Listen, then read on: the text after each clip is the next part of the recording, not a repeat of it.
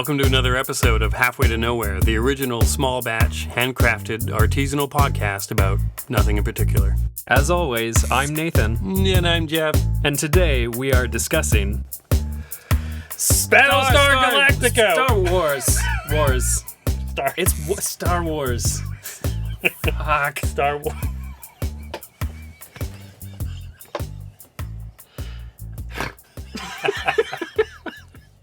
Okay, so Star Wars. Mm-hmm. What is it? It is a historical enactment of some past wars. So it's a documentary. It's a documentary. Uh-huh. Well, sort of mockumentary. It's like Spinal Tap. Right. That explains Jar Jar Binks. Yes, that actually He was only supposed to be 11 inches tall. Right. For people who don't know what Spinal Tap is, I don't know either, so... You don't know what Spinal Tap is? I know of the phenomenon. Okay, we're only 7 years apart. Dude, you gotta recognize that 7 years is a big deal. Okay, I'll retaliate. I haven't seen Return of the Jedi. Oh, so this is why we're doing this podcast. Is because... You know why? I've seen 2 scenes from it. It's a Muppet movie. It's... I mean, fair. All right, I'm coming out guns blazing. Let's reel it back. Yeah, let's reel it back. Okay, so the whole point of this is that, yes, in the past you have taken a fairly contrarian point of view on Star Wars. Yeah. And I'm not really sure if you're doing it just to troll people or if you're doing it because you're not interested in Star Wars. But for the other 99.999% of the world, I'd love to get your perspective. I think you're overstating the amount of people who really love Star Wars. Star Wars is, okay, the original trilogy, not the prequels. No, don't get into that. Okay. No, we have to get into that. That is like part and parcel. That's part of my problem with it. There was some graphic that was on the internet yesterday, and it was like a picture of Bill Gates and a picture of Darth Vader. Right. And then under Bill Gates, it had all of the Windows releases. Windows 1, 2, Vista, 7, 5, 3, whatever. Yeah. And then it had the Star Wars 4, 5, 6, 1, 2, 3, 7, 3.5, like whatever that is. Yeah. I don't understand the chronology of all this stuff. So when we start talking about like, well, the first 3, which are not the first 3, they're really the second 3. Right. You lose me on that. But anyway, the question you asked me was, am I trolling people? Or do I genuinely have a disdain for Star Wars? Yeah. Because I know that you get some satisfaction out of the reaction that you get from people. Okay, I need to clarify. I work in video games, right? Yeah. Everybody, like every year, the Halloween costumes there's a huge percentage of Star Wars things. I went as a sand person this year. I love how it's a sand person. Oh, no, sorry. Tusken Raider. Yeah. My bad. Yeah. A sand person. Yeah. So there's always the Halloween costumes. There's the figurines on everyone's desk. Oh, yeah. There's all those types of things. No, the geek culture quotient? Yeah. Yeah. So basically, it boils down to like, I'm lazy. And so if you want to poke fun at somebody, it's like the easiest thing to do. They're everywhere. So there's a little bit of that. Yeah. So when Star Wars 1, which is number 4, whatever the hell it was, the Jar Jar Binks movie, when that came out. Yeah. So the original ones in the 70s and 80s. Yes, the good ones. Sure. The better ones? They're much better. The original ones. They're much, much better. Okay. And then the second set came out, and I was excited because I was like everybody else in, like, when the movies came out. I'm a little bit older than you. A little bit older. Almost a decade. But not a decade. And I was around I was a little kid when the first Star Wars movie came out. Right. And we all piled into the station wagon. See, this is what blows me away. This was like literally in your youth. Like, that's why I don't understand. Oh, we're going to talk about it, my friend. All right. So we piled into the station wagon, we went to the movie, and I lost my mind. Yeah. Because I loved it so much. Yeah. And we all came home. It was the summer. Yeah. And we just like ran around the neighborhood. With lightsabers? Yeah, with sticks. Yes. That were lightsabers. Absolutely. Wing, wing! Like, until like they rounded us up at midnight. Yeah. Basically, I was wired. Yeah. I loved it. Yeah.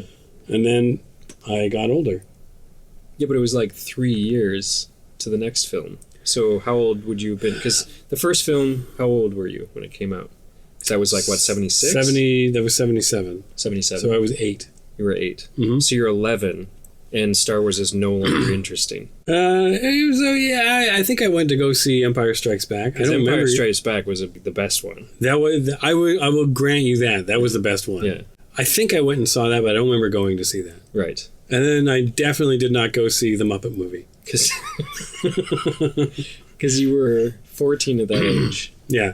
And here's my thing. So I work, like I say, work in video games. Everyone's a Star Wars fan. Yeah. It's fish in a barrel for me. No, for sure. Because when The Phantom Menace came out, the first thing, like what happened was, I was interested in how it was going to do. Uh-huh. And then an early review came out. And it was like, this turd does not float. Right. And so I sent the link out to everybody. Right. And I just said, it's official, it sucks. And one guy who, one of many of the 99.9%, yes, emailed me back. And this is where it got too tempting to ignore. He emailed me back and said, just leave us alone. And I'm like, okay, now you're taking it too seriously and I have to. So here's the thing I genuinely don't understand about Star Wars. Okay, so like I say, I go to the movie when I'm a kid. Yeah. I lose my mind. Yeah. I buy the figurines. Yes. I had all the things. Yeah. And then I got older. Yes. And then I lost interest in that and I went on to other things. Sure. Right. By the way, I went to go see Close Encounters of the Third Kind. Yeah, there was just the one. Yeah, right? Yeah. I went to go see that after Star Wars came out. Uh-huh. Because Star Wars sold me on the whole space, Space is interesting? Yeah, science fiction-y thing. So I was like, I'm into this. This is going to be awesome. 2 hours of Richard Dreyfuss playing with potatoes. I was like, I've never felt more ripped off in my life.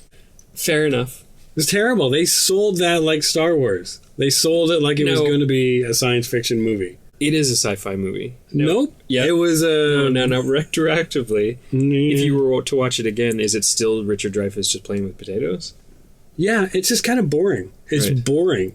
Like, you can't have Darth Vader from the opening scene in one movie, and then Richard Dreyfuss and mashed potatoes in the next one, and then a little bit of an alien at the very, very end. That's all you see. So it's like... And I kept, like, when the movie ended, I remember thinking, like, well, we're 2 hours in. Is this a 4-hour movie? Because what are they showing all this stuff in space? Where's the space battle? Yeah. Right. No, that's the end of the fucking movie. Right. Hate it. Anyway, so. So, hang on. So, science fiction that is more idea-based is bullshit. No, not at all. Okay. I loved, what was that last one we saw? The one with... where I can't remember anyone's name. Arrival. Yes. Thank you. That was very good. That was an idea-based one, right? So you like that one. Okay, but you don't like Close Encounters. Okay, I'm coming around to my point. Okay. I like science fiction. Yeah. I actually do. Yeah. I like Star Wars. We went to the latest Star Wars movie on opening night. Yeah. Rogue One. Yeah. Which I thought was interesting. I for sure thought that you guys weren't going to come to the opening night. Oh, no. I want to go. Really? I like it. Were you going for the movie or just to, to hang out? Be part of the, event? No, I want to go to the movie. I'm really, the last movie I went to twice. Right. The last Star Wars movie I went to twice in the theater. The Force Awakens. Sure, whatever. Yeah. Say it. No. But this is my point. Yeah. So I got older. I lost interest in Star Wars. Sure. And then I come to work in video games, and everyone's got Boba Fett and whatever on the desks. Yeah. And here's what I don't understand: why do people still like something that came out in 1977? Like, why is it I genuinely am interested in why it's still a thing for people, because a lot of stuff came out in 1970. The Sting came out in 1977. Corvette Summer. I can answer. How come nobody's got little, little Mark Hamill in a Corvette? I can answer that entire question with one word. Yeah. It's going to be a short podcast. Yeah. Takes a little bit of digging to figure out why, but okay. Rosebud. Think about it. Wait a minute. Rosebud. I mean, I know what the reference is, but what, like... Point is... Oh, it's a childhood thing. Exactly. Okay, so why do people... Okay, so yes, I get that. These types of things that are, like, dear to us from childhood, it could be baseball, it could, like, be, you know, a favorite pet or whatever, but we grew up with these characters at, like, a really important part of our life. Yeah. And there will always be an affection for them. It won't, like, ever just go away. Sure. I know a grown man whose wife made him the happiest man in the world when she bought him a stormtrooper outfit. Yeah. I know another grown man who makes his own stormtrooper outfits and then goes around to conventions and stuff. Yeah. There's a difference between oh, this was something that I have things that I really liked in my childhood too. Actually, Star Wars is one of them. Yeah. I don't want a stormtrooper outfit. Why that? Why that level of, like, I don't get it. It's so a little while ago I was thinking that I don't ever climb trees anymore. Yeah. And I used to love to climb trees. I would pay $10 to see you climb a tree. It would not go well. Let's just say that. But, like, the thing is like, oh, that's what it was. Like, where I used to live, I would walk through this park, this kids' park, every morning and walk through it on the way home. And I realized by doing that how disassociated I am from that. Yeah. And how much fun the kids are having and stuff like that. And that used to be what I really enjoyed. And I think that, like, I mean, maybe if I got up into a tree nowadays, it'd be like, well, this is shit. This is just a tree. What am I doing up here? There's no coffee up here. Yeah, it's dirty. Yeah. It's cold. I'm a grown man in a tree. Yeah. But I think the thing is that, like, there are things from our childhood that we enjoyed, and because we became an adult, they became inaccessible because it's not, you know, like, socially acceptable to do these things anymore. Like dress up like a stormtrooper? Like dress up like a stormtrooper. Okay. So, or, you know, like, remember the onesies that you used to have as a kid? The pajama onesies? I want to go on record as saying I never had onesies as a kid. I don't think I ever had one either. I think you did. I probably had, actually, you know what? I think I had when I was really young, because I remember the plastic feet that went over the feet.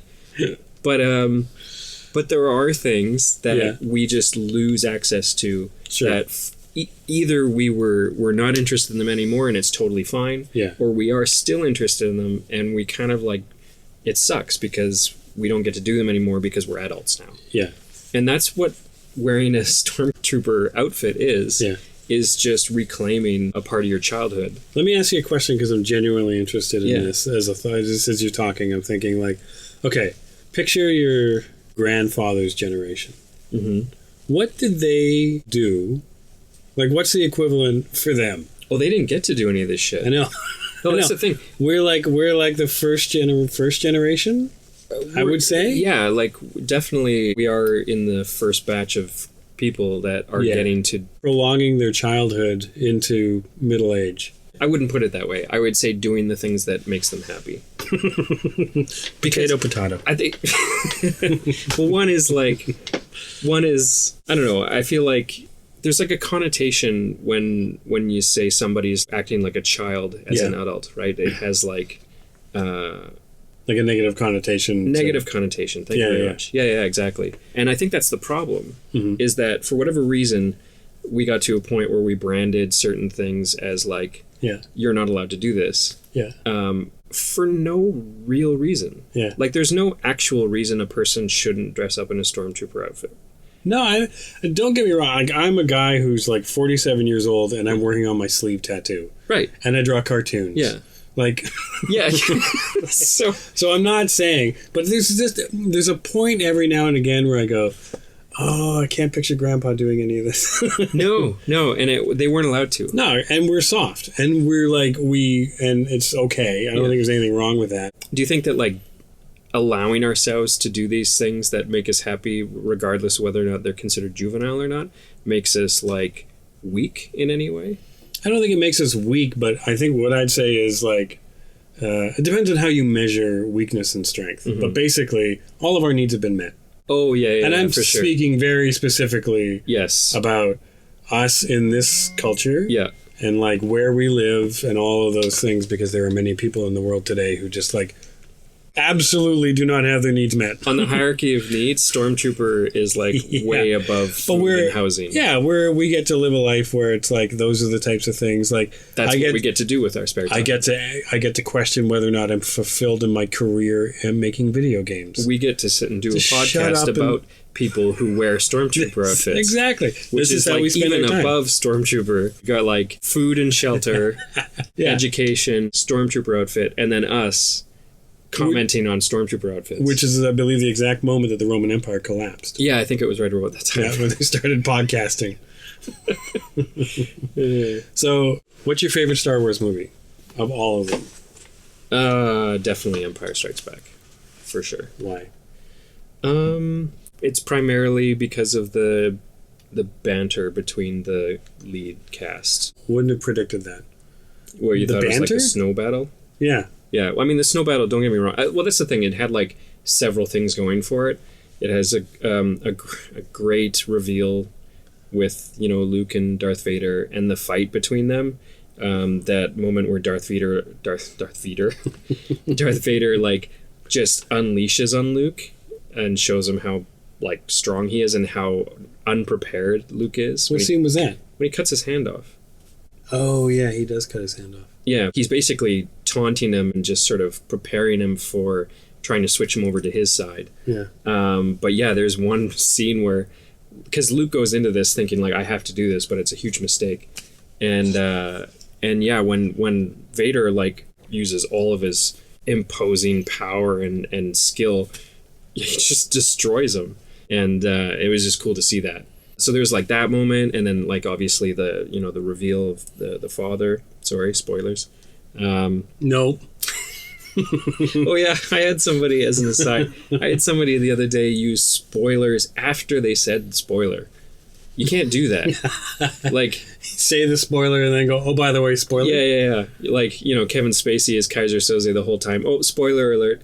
Like, that doesn't work. What's the time limit on spoilers? Oh, so there's a statute? Yeah. I give it, like, depends on the spoiler. Yeah. Like, if it's a big one in like a big pop culture phenomenon, like Game of Thrones, if there was like a huge spoiler in there that, you know, Daenerys was, you know...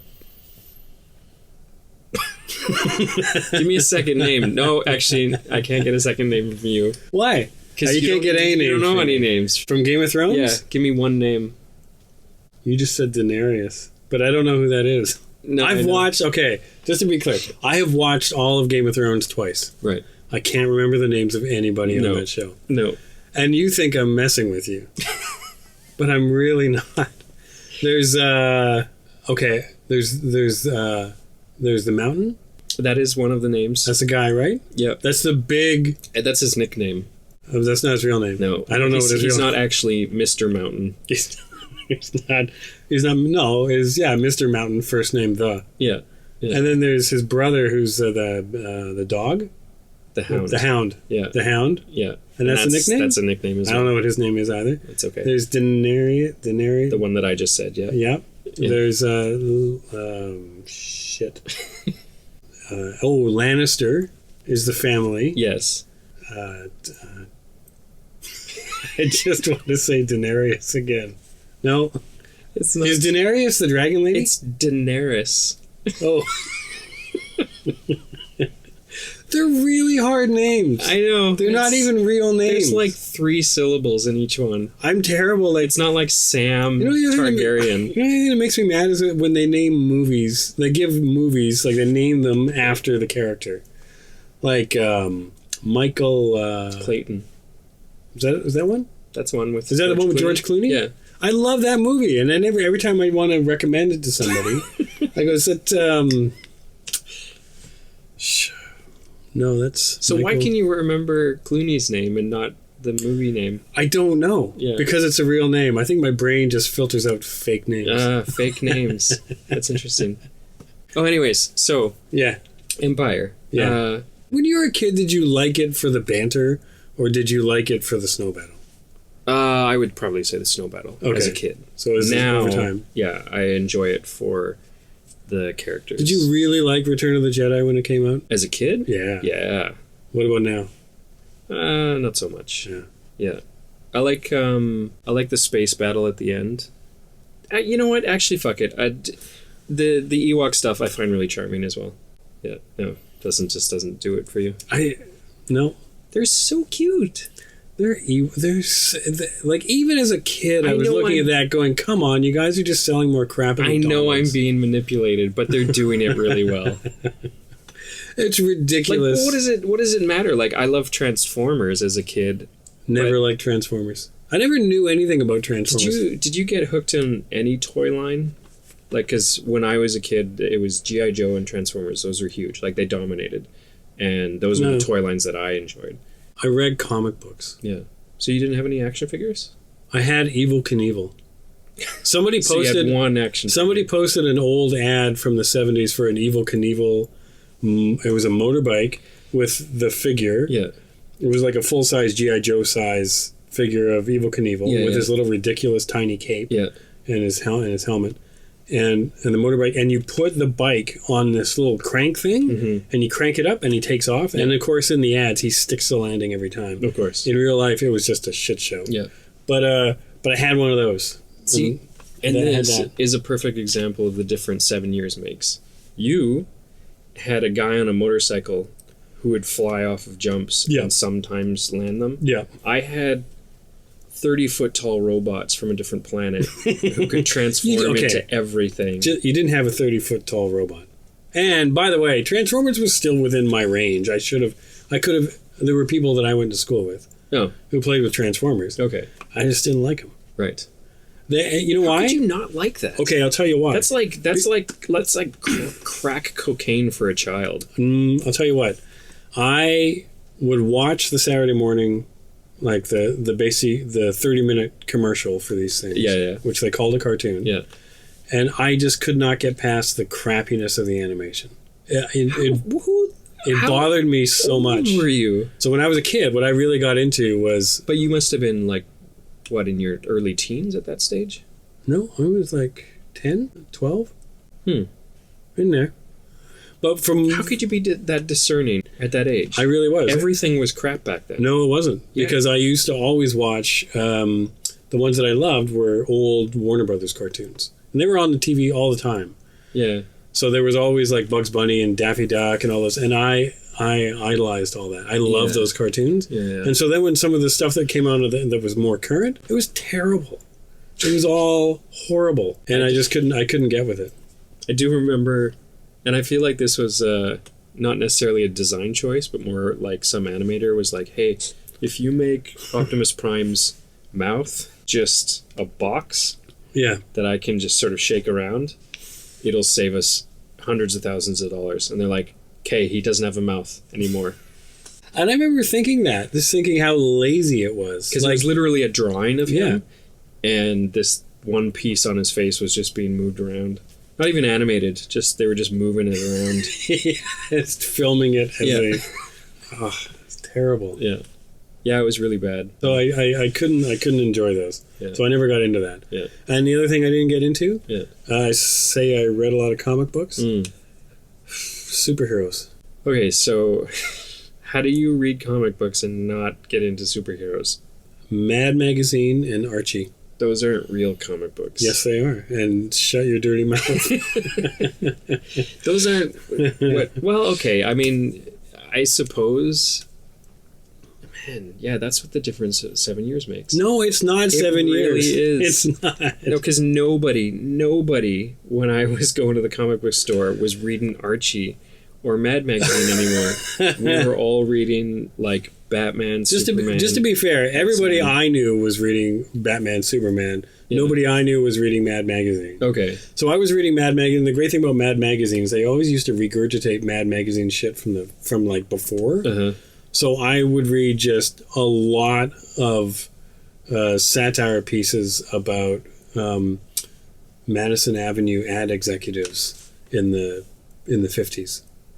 I knew way too much about that. Right. When I was a little kid. Right. But I liked it more, and I couldn't get with... I just didn't understand. There were certain things about superheroes I just don't get. Yeah. And it still bothers me. I feel like you've been a hipster for a really long time. Like, just always bucking the trend. Just sarcastically rolling my eyes at everything. Yeah. But why do you got to wear that outfit? I don't understand why you need to wear that. No, I know. I get that now. But as a child... Yeah, I didn't... Why are you, like... Why are you wearing a cape? Like...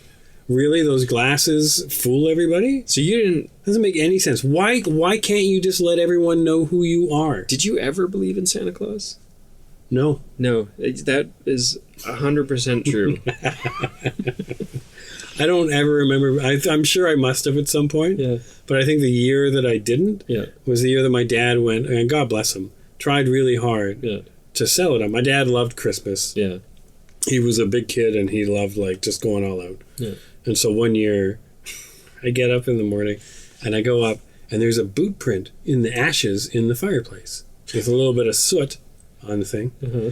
And then there's a little bit, like, wow. He took a little bit of fur, and he kind of hooked it on the screen over the fireplace. Come on. Right? And then he left a note for me. Yeah, yeah. Right? Yeah. By the presents. Yeah. It was amazing. Yeah. It's like staging a crime scene. So I looked at it and went, that's the same boot print as my dad's boot. Man. I looked at the fur. That's my dog's hair. What, did you put it under the microscope? No, I smelled it. It smelled like my dog. Left. It was like, that's Sheppy. And then I looked at the note and I was like, that's my dad's handwriting. You're a real downer of a child. I was. A little bit. I think I was. I think I ruined Christmas for my dad, not the other way around. Yeah. Man. So there is Luke and Vader, the snow battle, but mostly nowadays the reason I can go back is because of the banter between particularly Han and Leia. That sort of like that was good. Edgy relationship that they had. Yeah. Did he write that? Did George Lucas write that? I don't think so. I think that he was at that stage executive producer. I could be wrong, but I know that there was a different director for sure. Oh. And I believe a different writer on Empire. And I know that Harrison Ford improvised some of his lines. Oh, really? Yeah, like the most famous of which is when he's about to get frozen in the carbonite. Sure. Yeah. And Princess Leia says, I love you, and he says, I know. He wasn't supposed to say I know. He was supposed to say I love you too. But he changed it to say I know because it, I don't know, made it more interesting. Huh. And it's iconic now. Yeah. Yeah. So I feel like there was some of that going on. I didn't know that line. Yeah. Who froze him in the carbonite? Boba Fett. I don't remember. No, but you actually named Boba Fett earlier. Oh, yeah. Yeah, that guy. So, because Boba Fett's the black guy, right? No. Who's the smooth-talking black guy? Fuck. Wow. Okay, I'm fucking with you just a little bit right now. Yeah.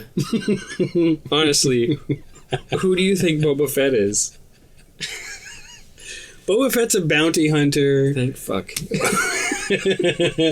You never really see his face. Yes, you never actually see his face. Yeah, he's just a badass guy. Yeah. But who's the other guy? Lando Calrissian. Okay. Yeah. He was a little too smooth. It was ridiculous. He was a ridiculous character. He was awesome. Why? Because he was so smooth. I don't know. Hello, what have we here? Yeah, exactly. Who talks like that in space? I think everybody should talk like that in space. That guy was amazing. Just for everybody listening, like the other thing that I really just like, the other thing about Star Wars that I don't like is the humanizing of the robots. Here we go. Here we go. I knew we were going to get to it eventually. I just feel like they were thrown in as comic relief, and I feel like it belittles the robots a little bit. So C-3PO, yes, which I know the name of, and that took me a long time as a child to get that. That's actually impressive because that's actually just letters and numbers. Yeah. What's his side? R2 motherfucking D2. That's right. So C-3PO. Maybe it's a longevity thing. Maybe you just need like 30 years. to remember a name. Like maybe I need 30 years from childhood. 30 years from this point on, it's just all going out. I'm dumping ballast at this point. There's not going to be new information coming in. No. Yeah.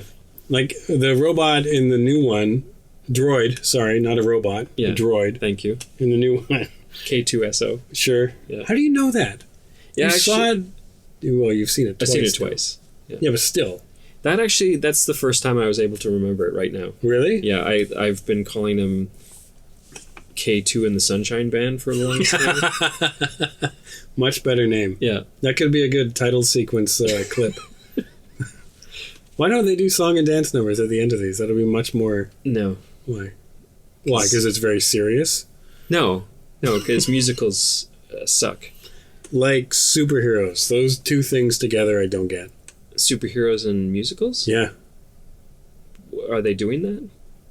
No, but separately, as two separate genres, I don't understand. Oh, okay. I don't understand wearing your underwear outside your clothes and punching people in the face to solve problems. It's not. That's what they do. It's not. That's underwear. how they do. It's not underwear.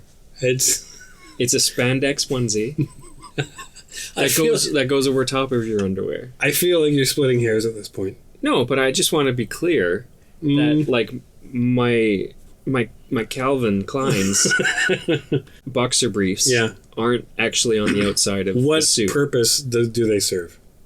They're very aerodynamic. Uh-huh. So very little wind resistance, right? Which is a huge thing to the superhero community. Uh-huh. They need to move fast. And it really just, I think it shows off your features well. Is that a big thing for them?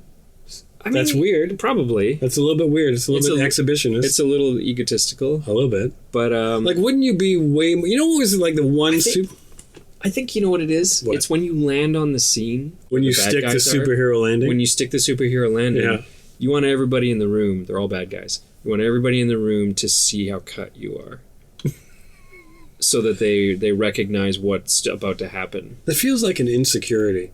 Sure. Yeah. Yeah. Like they're very insecure people. Yeah. So you just have to show off your like... Look, if you all the work in the gym you did. I mean, Superman didn't have to do any weight training, but Batman sure as shit, he had to bust his ass to get that body, right? So why didn't Superman have to weight train and why does he get to be that cut? Because he's from space. If you're... Okay, but if you're from space... Yeah. Or actually, let's put it this way. If you go into space... Yes. And everything's lighter, so you're like Superman. Yeah. You can lift up heavy objects. Yeah. What's going to happen to your muscles? I figure they would probably atrophy. They're going to atrophy. You would think they're going to shrink, and you're going to be soft and doughy. There's something about the sun. Why does he get like crazy defined? It's like everything should be really heavy to him. Yeah, everything's really light to him. Right. So his muscles should get smaller. Yeah. I have no dog. See how it doesn't make any sense? For Superman, sure. I'm just saying for Batman. Yeah. For all the people who don't have like alien bodies, who have to go to the gym and work out like 6 days a week. Which is only, I'd say, about 47% of the superheroes. Everyone else is like from somewhere else. And they have some kind of like mutation or whatever. Yeah. But for the people who are like busting their ass in the gyms, they want to show it off. You know the one superhero that I actually liked? What's that? Well, at least the first half of the movie. Yeah. Hancock. Oh, yeah. Yeah. Because here's a guy who doesn't want to... He doesn't give a shit. Yeah. Hey, that's secondary to me. Yeah. He doesn't dress like an idiot. He dresses like a homeless person because he kind of is. Yes. Which is awesome. Yeah. And he just sort of does stuff, and you don't even see it coming because he's just dressed like a bum. Yeah. See, that's amazing. Yeah. Yeah, that was pretty good. That's an interesting story. Yeah. The rest of it was terrible. Well, that's what made Shyamalan's second movie, Unbreakable, interesting. Yeah. Was that it was sort of like a realistic take on, what a person who found out that they had superpowers would do. Now I like superhero movies. Yes. They're fun to go to. Yes. But I only like the origin stories. Really? I like the beginnings. Yeah. Like the Spider-Man movies, when he figures out he can do stuff. Yeah. Super fun. Yeah. Once he's battling like 10,000 different, I don't care at all. Yeah.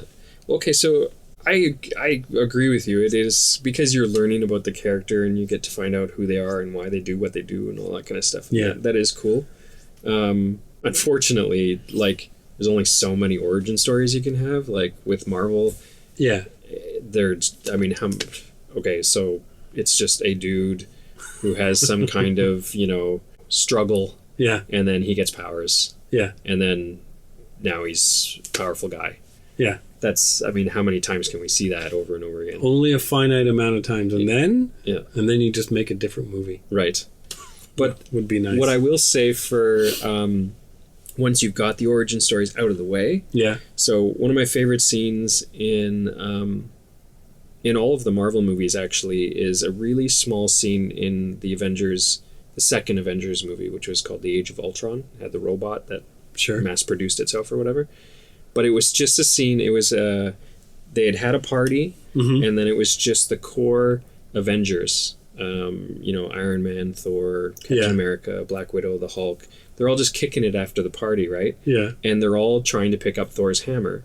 Oh, I know. I saw this. I love that scene. Yeah. And it's basically like nobody can do it. Yeah. And Thor's, giving him shit for it because, they're not worthy. Yeah. And then Captain America steps up and it nudges just a little bit and you can see Thor's face change like, oh shit. Yeah. Like he actually might do this. Yeah. And then he can't quite do it. And he's like, he just plays it off like, I knew you couldn't. Yeah. But he's like, oh, fuck. He moved it. Yeah, exactly. Which was the weird thing, that he could even move it at all. I thought that was subtle. That was good. Yeah, because it basically spoke to his character that he might be worthy of this, great power or whatever. Yeah. But it was also just like superheroes not being superheroes just being people. Yeah. In a room. Eating pizza, yeah, exactly. Yeah. And you can only do that once you've established all the characters. Okay. And that's why I like it. That would be an awesome set of... So you do all the movies. Yeah. And then you just have movies that are like... just slice of life stuff. It turns into Seinfeld or something. Yeah, totally. It's just them just kind of living. Yeah. Yeah. Like there was going through a divorce. Yeah. That would be amazing. One of them crashing on the other person's couch because they're, yeah, man, things are tough at just home. Pull it together. Yeah. God, just go say you're sorry. That's the one power I don't have. Yeah. They go out for a nice fly just to kind of decompress. You want to go for a little fly? Like there was a post-credit scene in the first Avengers, which was them just eating shawarma. Oh yeah, yeah. Because he had mentioned it earlier in the film. That's right. And then it was just like shawarma. And they didn't even talk. They didn't talk. It was just them eating. Yeah. I just remember a theater full of people not moving. Right. So they could see this incredible shawarma scene. Yeah. And then for whatever reason, it was very satisfying. I don't know why those things are so satisfying. It's like getting something extra for free. Yeah. Like, I love post-credit scenes. I don't care what it is. I really don't. I will stick around for a post-credit scene. Yeah. I will not stick around for an encore. They're two very different things. Well, are they? They are, but they're not. You don't have to sit there and clap like a moron to lure the post-credit scene out from behind the stage. Will you please come out and do another bit for us? Yeah, but I paid you the money. Just show me all the stuff you have. Don't put it at the end oh, we forgot about this. Here's this thing. Yeah, like we were doing the credits, like we were doing the final edit, and oh shit, that scene. Yeah. Can you bring the scene in? I'll just stick it on the end. We'll stick it on the end. Maybe someone will see it. Right. But I think it's like a little I wonder how many people we can make sit through all the credits of the 10,000 effects artists. Same thing with an encore. Oh, sorry. We were going to leave, but do you want us to come out again? Right. And play one of our biggest hits? I don't know. I'm insecure. Clap for me a little bit longer and maybe we will. Yeah. That's another thing is that either they come out and they play some song you don't want to hear. Yeah. Like some B-side, and you're like, fuck, I just clapped for a really long time. Yeah. Play something good. But then if they play something good, it's like, why the fuck didn't you play that in the first place? Exactly. You're morally obligated to play your hits in the concert, not in the encore. No. Yeah. You can do a weird cover, maybe. I went to a Beck concert once, and I only made it for the encore. Yeah. So in that sense, it was a good thing. Yeah, I just show up at concerts for the encore. Right. But we walked in and he was just coming on for the encore, but he was dressed up in like a just a bizarre, like kind of like a death metal costume. Yeah, which was hilarious. Yeah. So if you're gonna put something on, if you're gonna do something unexpected, great. Yeah, that would be cool if there was like a costume change in between, or before every encore. Yeah. Yeah. Like Elton John. So we're going back to the 70s now. Right. So you liked the first Star Wars. Mm-hmm. Empire Strikes Back. Yeah. Went and saw it, enjoyed it. Yeah. Return of the Jedi, Muppets. Had no desire to go see it. Yeah. And then a really long time goes by. I've forgotten about it. You've forgotten about it. All about it. Yeah. And then the prequels. The prequels came out. Are coming. Yeah. They're coming. Yeah. You know what they did first? What? They re-released the first 3 with updated special effects. Oh, they did that. Yeah, I watched those. And I went to those, and man, people lost their shit. Did they release those in theaters? Yes. Yeah. And people went, and they were all dressed up, and people were really excited. So by the time like the prequels came around, people were like, it was a fever pitch. They were freaking out about it. They were freaking out about it. Yeah. And that's why you had like lineups for weeks. People camped out. And I don't know about you. Well, maybe not. Maybe you didn't experience this, or maybe you did. But like for me, I remember the week after the release of Phantom Menace. Yeah. And the slow... Was it like the week after Trump got elected? Kind of, yeah. Yeah. It was like the slow realization that this movie was really bad. Yeah. And I remember like conversations about the movie afterwards, because you would talk about it. Yeah. Like Monday, boom, you come in and you're like, did you see Phantom Menace? Oh my God, it was amazing. Yeah. Like, all the droids and Jar Jar, like he was a digital character, a full digital character. Oh my God. And you got to see all these things, and there's a space battle. And then, it was really good. And then Tuesday you come in and you're like, I was thinking about it, and Jar Jar's kind of silly, right? Like he's kind of silly. Like some of the stuff he says is kind of silly. Then by Wednesday, you're like, I don't know if I like Jar Jar. And, some of the other dialogue, and then by, like, you could just see people, they were struggling. They really wanted to be struggling to hold on to this thing that they had spent months and months just getting stupid excited for. Years. Yeah. Years. Yeah. Yeah, as soon as it was announced, people were just like, oh, Star Wars is coming back, baby. Yeah. And so, it was actually... In retrospect, it was kind of sad to see people's like nosedive. So I went to that. Okay, so not a fan, but went to that on opening night too. Right. Got tickets to see it because the theaters were running it around the clock. Yeah, that's right. And we went to what I'm going to say it was like a 4 a.m. showing. Yeah. And so I went over to a friend's place. So the guy who I mentioned, whose wife bought him like a full-size Stormtrooper outfit, yeah, went over to their house the previous evening, and there were drinks, and everyone's getting into it, and it was all cool, and they were watching all the old Star Wars movies, which, by the way, was really fun to walk in and to see all them on the couch watching Empire Strikes Back, and standing behind them for a minute, and then go, what are you guys watching? That's you in a nutshell. That is exactly me in a nutshell. And then the slow turn. Yeah. Like, just fucking with you. So we went, and he was so excited to see this movie. Oh, yeah, for sure. So it was interesting for me, who, like, I liked it, but I wasn't like, I just like going to the event, and I'm super interested to see this. Yeah. But he is, like, he's invested in this. Oh, yeah.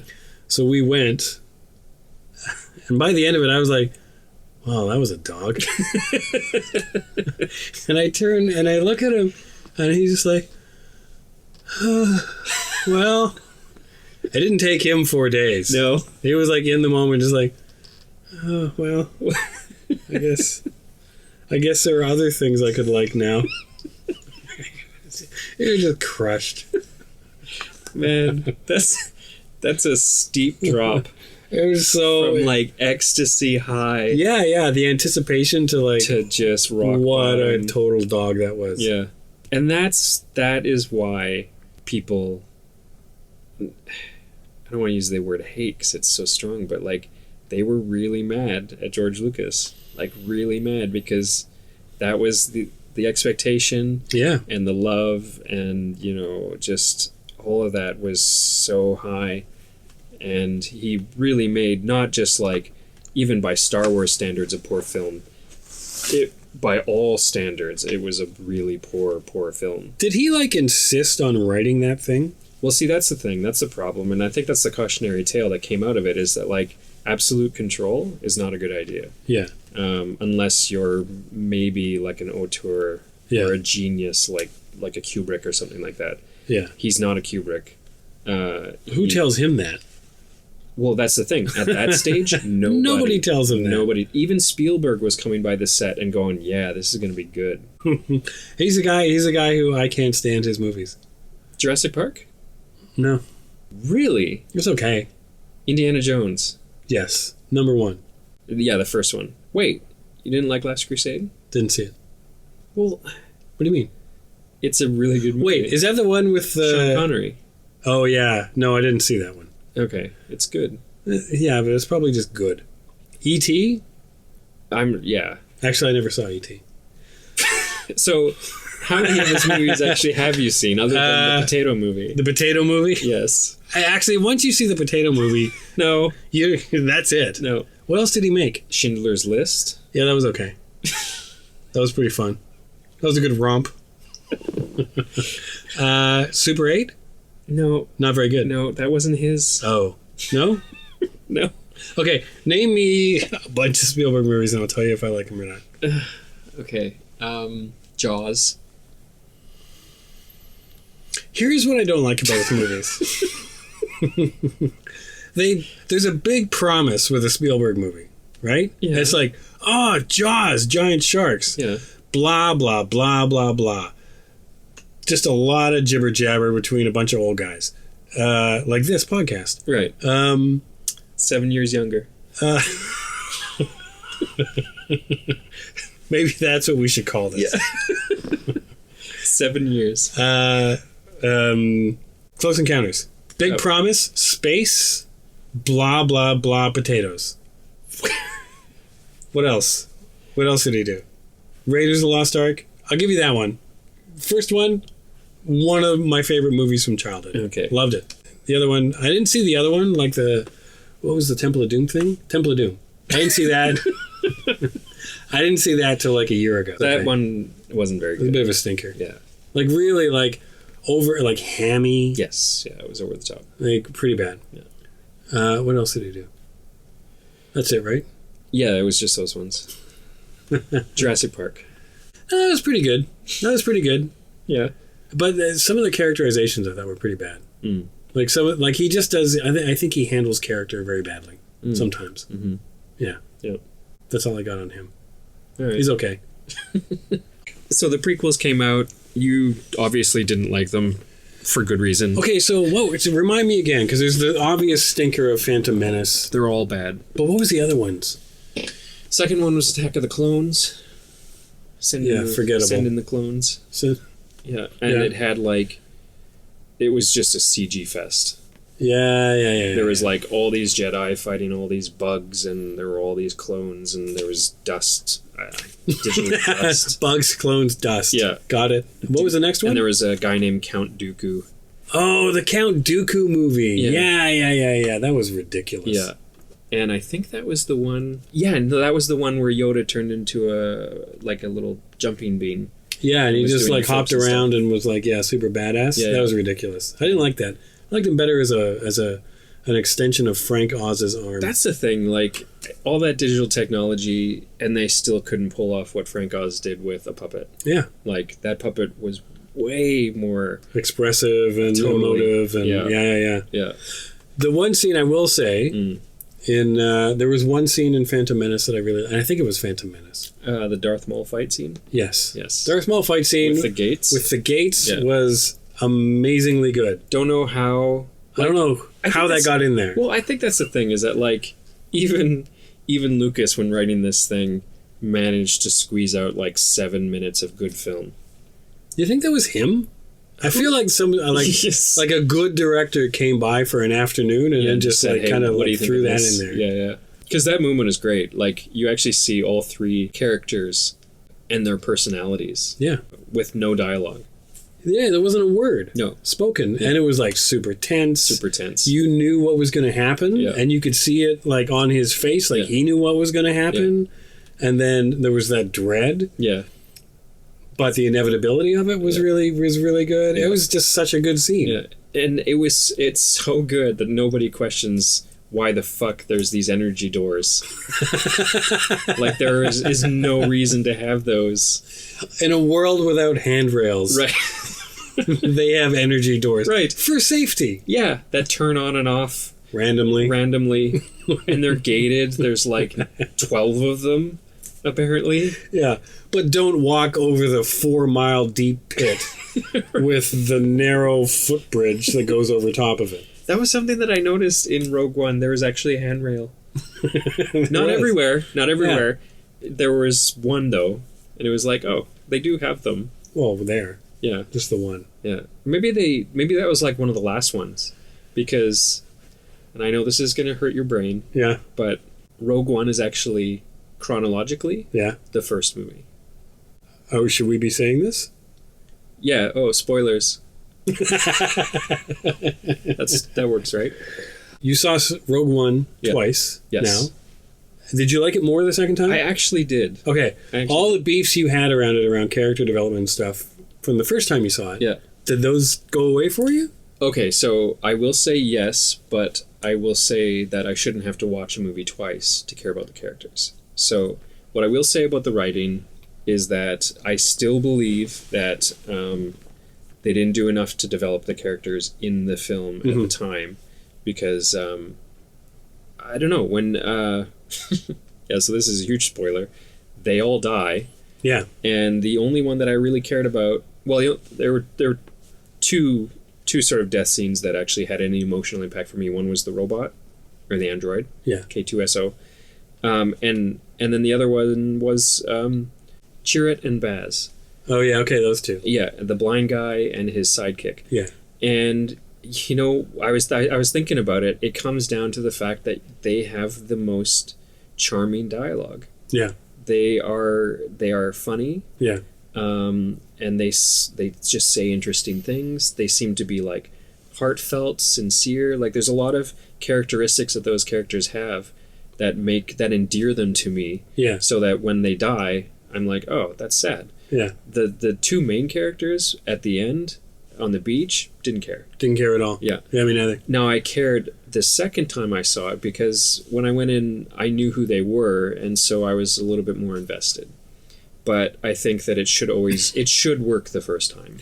You know what I really feel was like, thinking about it afterwards with that movie? Mm-hmm. So I really liked it. Mm-hmm. Liked the design. Yeah. Here's something I didn't like. I didn't like the set. The last set on the beach. Oh, okay. It's just kind of tropical and beachy. And it was different. It was different than we've seen. If you're going to do a beach, make it look like Normandy. That was a beach. I thought that's what that's like a war beach going for. No, there's too many palm trees. The palm trees made it. It looked like a resort. It looked like they were having a battle at a Club Med. Right. So that really bugged me. Yeah. The other thing was, like, I feel like when that movie was announced, what I thought was happening was Rogue One. It was going to be about the rebels and yada, yada, yada. Because, like, when Star Wars, we're just calling it Star Wars now. Sure. When that starts, shit's been going on for a while, clearly. Right? Yeah. And there's all kinds of stuff. Yeah. And there's obviously a rebel faction. Yes. And that we never really know about. We just know that there's a rebel faction. There's a yada, whatever. Yeah. So, if this movie was supposed to be telling the story of the rebels, right? I feel like they really didn't do enough of a job for me to set that up.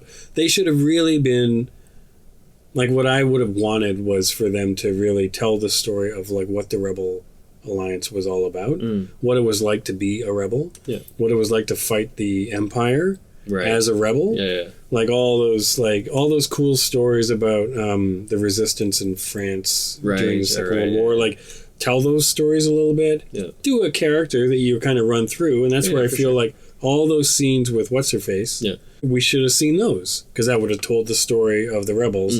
So that by the time you got to the end, and everyone dies, then it's like, oh, that's so sad because I was with them all through all that other stuff, and it was amazing, and like we really thought they were gonna. I get why they have to die because by the time you get to the next movie, where the hell did that guy go? Where's the blind guy? Yeah, totally. Yeah. So everyone's got to die. Yeah, but they didn't make me. They didn't set it up so that I actually gave a shit. It was just like, oh, you're dead. Yeah. Huh. Yeah. Actually, I have to correct something because I'm sure anybody who's listening is probably losing their shit a little bit. I said that Rogue One is actually the first film. Yeah. It's not.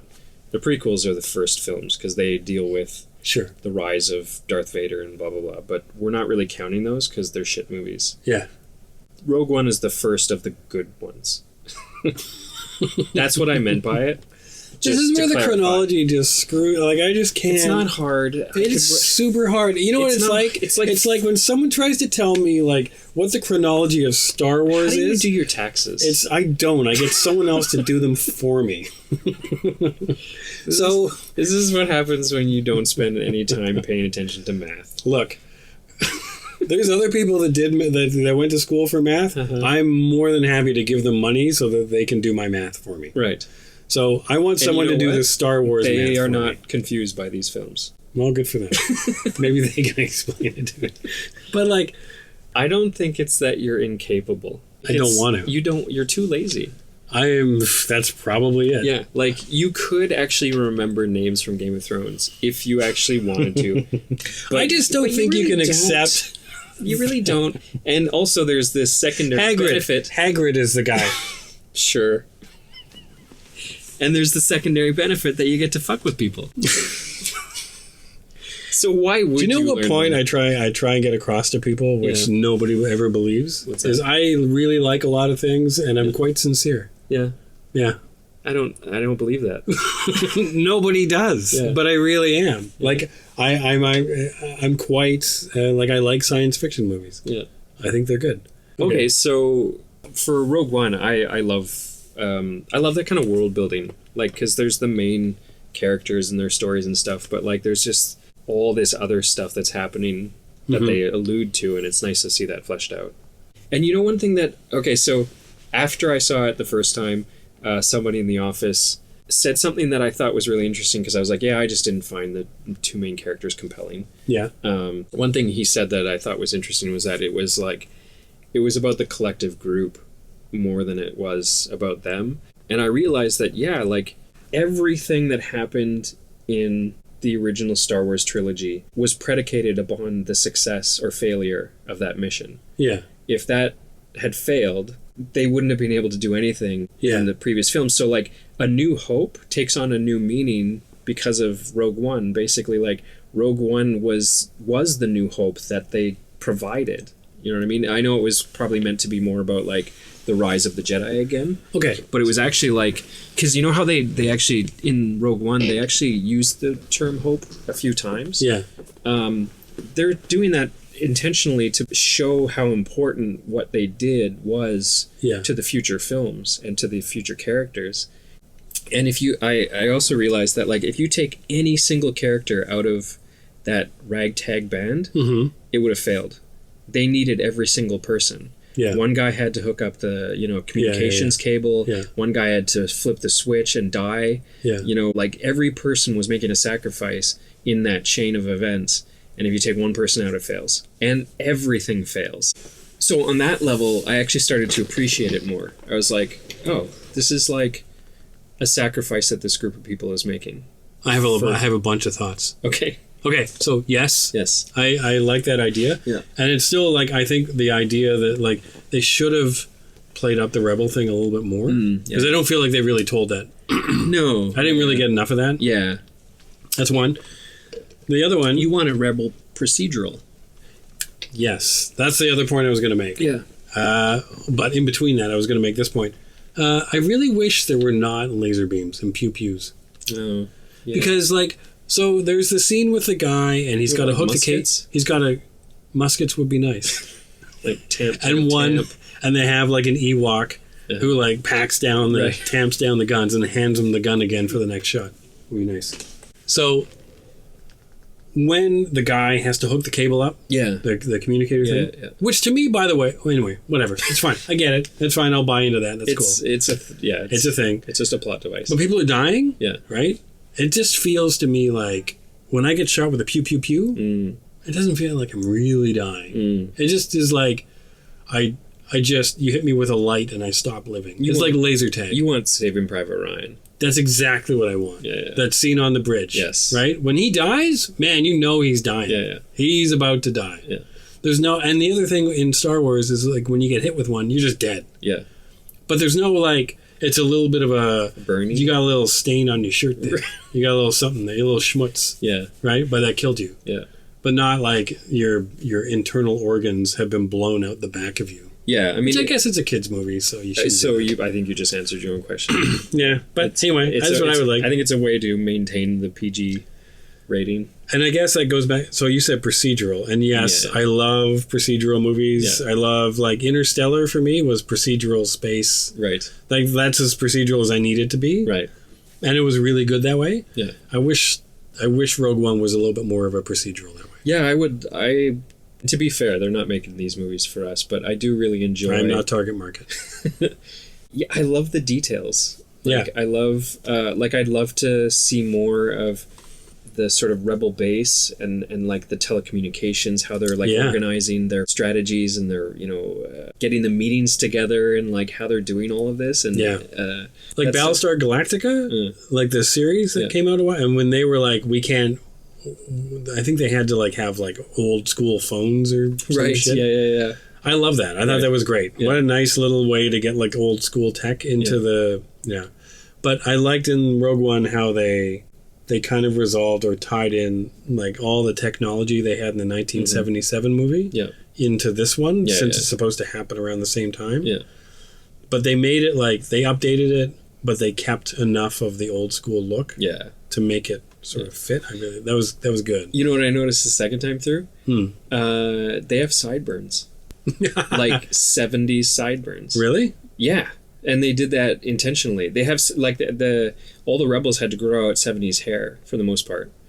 And it was to match the people from the 70s in the first film. That's awesome. And apparently, one thing I didn't realize is that they used some footage from the first... The pilots? Yeah, Red Squadron, Red Leader, and Gold Leader.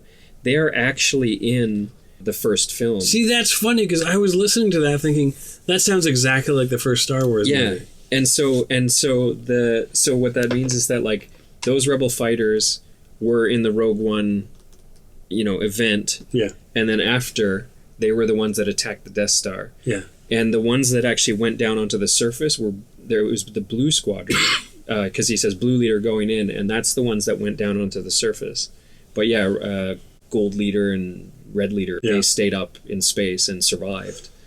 My favorite part of the whole movie was how the whole thing, like for the whole time I was at the point where I realized it, until the end, I figured that the whole point of this movie was to explain why there was a shaft in the Death Star that could destroy the Death Star with one shot. They made this movie for you. They made that movie just to explain that. Yeah. And to answer all the little videos that have been put out on the internet in the past few years. I thought that was pretty clever.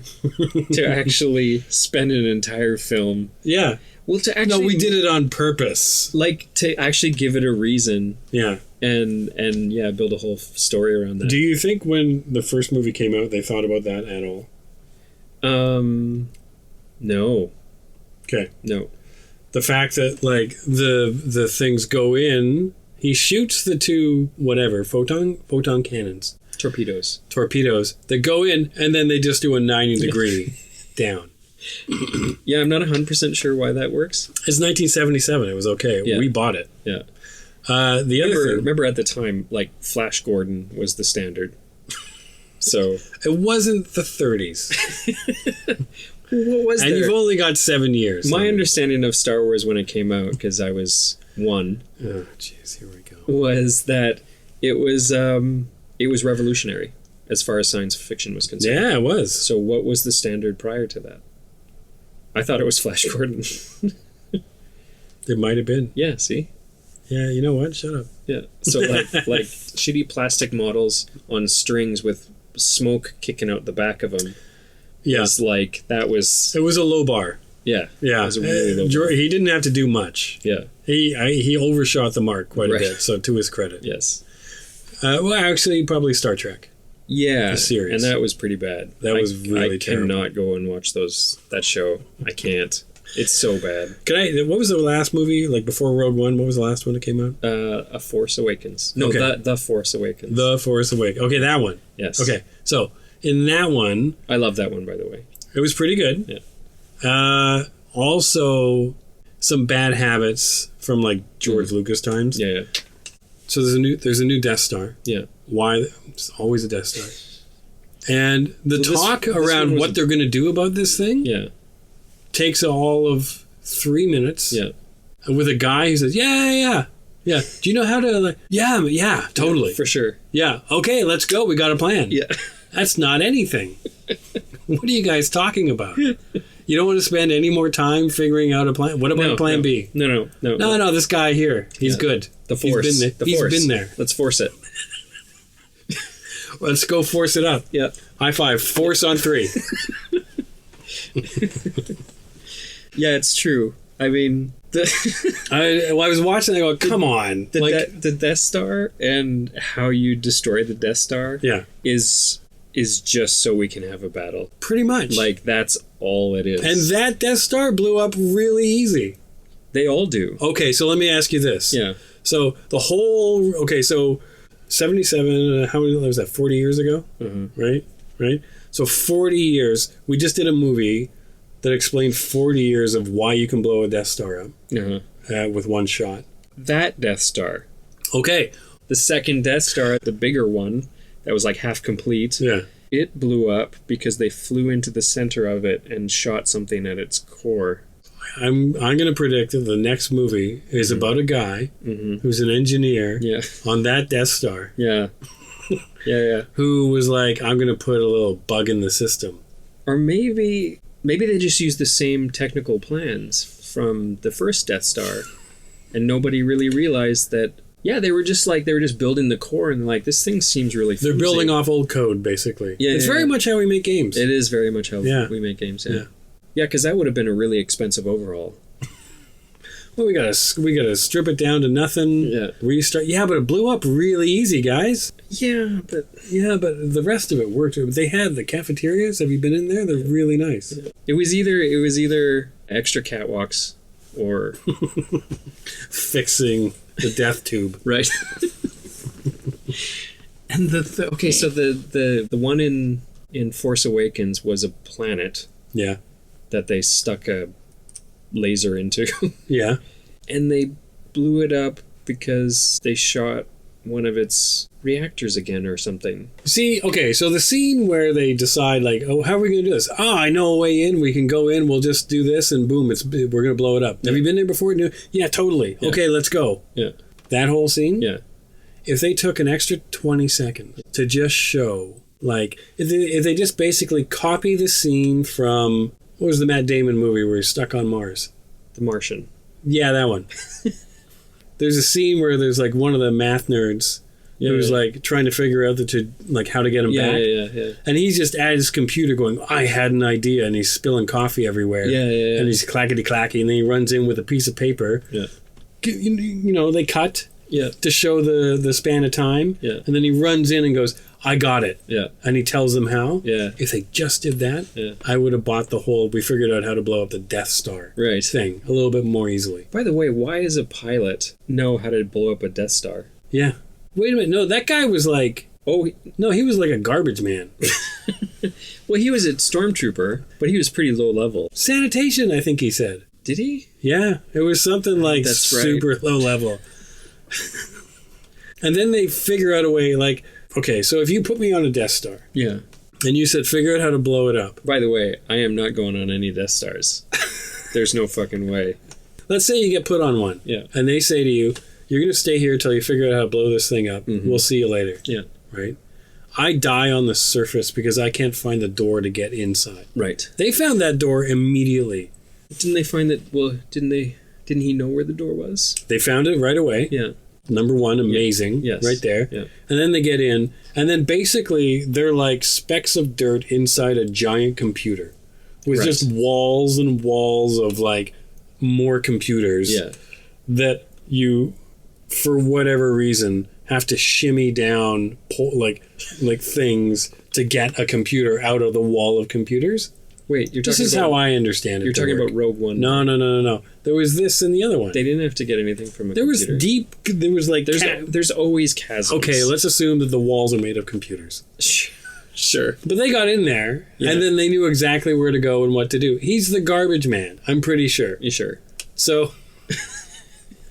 assuming I find the door to get inside, I would just start like hitting things. Like poking... with my lightsaber. Do I have one of those? He doesn't. Okay, I just grab a stick. If you're a garbage man, you don't get a lightsaber. The stick that I use to poke garbage to pick it up? Sure. That should be a lightsaber. Yeah, he probably pretends it's a lightsaber. Should have a garbage stick with a little laser on it. Just doesn't hurt anything, but it goes through paper. Right. So you can pick it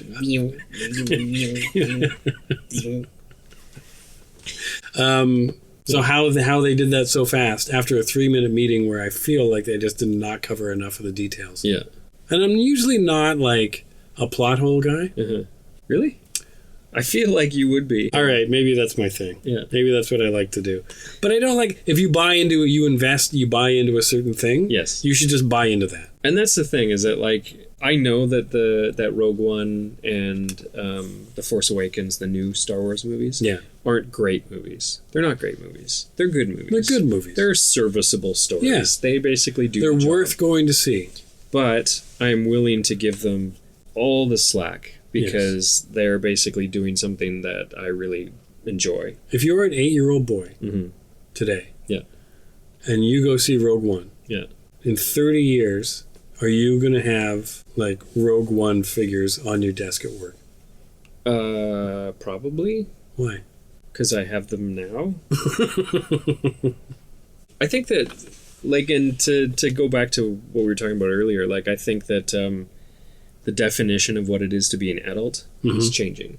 Mm-hmm. So I think that, and this is just like my personal philosophy in life, is that do whatever makes you happy so long as it doesn't hurt anybody else. Mm-hmm.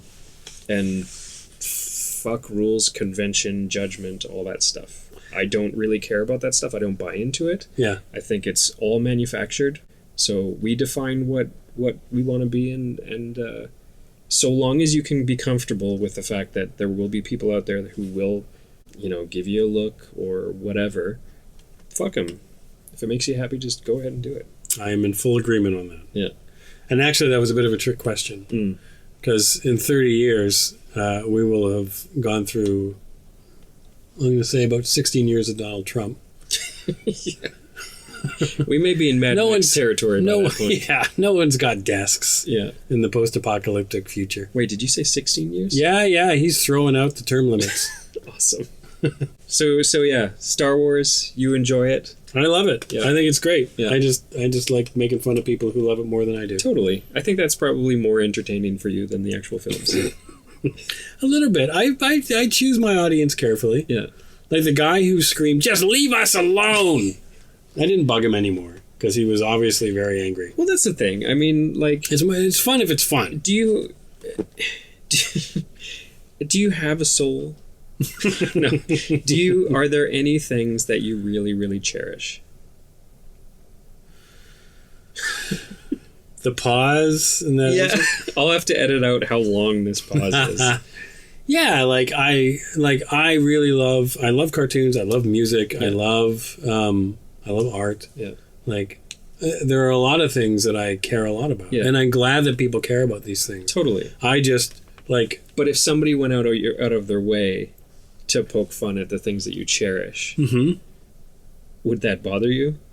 No, it's fun. Yeah. It's just good fun. Yeah. It's just sort of like ribbing each other. Again, if it's like, if someone's really being an asshole about it, like if I'm being an asshole to people, then I was like, okay, I'm being an asshole. I should probably not do that. Yeah. Or this person is like clearly way too invested in this for me to like be poking holes in it. That's no fun. Well, on that, you know, on the flip side of that argument, like, you have to be honest about the thing that you love. Yeah. And Star Wars is not Shakespeare. Yeah. You know what I mean? So people are allowed to make fun of it. Yeah. And you just kind of have to go, well, it is what it is. You are like probably one of the biggest like Star Wars fans that I know.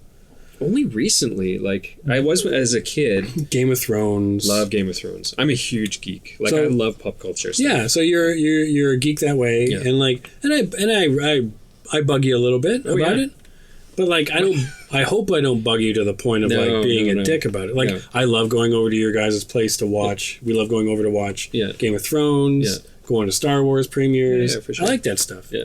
Please don't stop inviting us. No. I'm thankfully at the age where I don't care anymore. I really don't. Like, if this is true, Christine and we both made Star Wars costumes for Halloween. Yeah. I made the Tusken Raider. She did Princess Leia from Endor, which is from Return of the Jedi. Uh-huh. And if we had thought about it, we would have worn them to the premiere. But we didn't, because we're stupid. And then after the fact, we're like, oh, what a missed opportunity. But next year, when the next film premieres, we'll do it up. Nice. Because fuck it. Yeah. It's good. Fun. People enjoy that. People that go to the theater on opening night and see the other people in costume, that's a story for them. Yeah. The people that are willing to actually like dress up are actually fun for other people. Well, I think it's great. Like and this is the hard thing that I have in conveying. Because I know you could never do it. Like, there's no fucking way. If I ever get you into a Star Wars costume... Dude, I can't wear a Canucks jersey to a hockey game. Because I put it on... I have one. Yeah. And I put it on. Yeah. And I feel like we're all just wearing these costumes to go... Like, why? Are we going to go on the ice? Yeah. Nope. Yeah. But there's that level of, like, self-consciousness where I'm like, I can't do this. That's why I don't make Halloween costumes. Right. But having said that, like it's very hard for me to convey to people. Like, I love that people do this. Yes, I think it's awesome. Yeah. I went to Comic-Con this year, and seeing all the people walking around in the costumes, and like they were just so happy. Oh yeah, to be there, to have people like stop them and take their pictures, and like this was clearly a big deal. Yeah. I love that stuff. Yeah. I think that's awesome. I am so fucking happy that Star Wars is now cool again. Mm-hmm. Like, it went through a dark period there. It was the butt of the joke for a really long time, and now that Disney has taken it over, and new directors are coming in and starting to provide new content, I think we're gonna have like a long run of cool Star Wars stuff again. It's nice to look forward to a Star Wars movie, yes, instead of dread it. Totally. Yep. That's our show for today. Thanks for listening. If you like this and you want to hear more, click subscribe below. And if you want to see more of Geoff's work, you can follow him at jeff.coates on Instagram, Geoff Coates on YouTube, and you can go to his website at satochicken.com.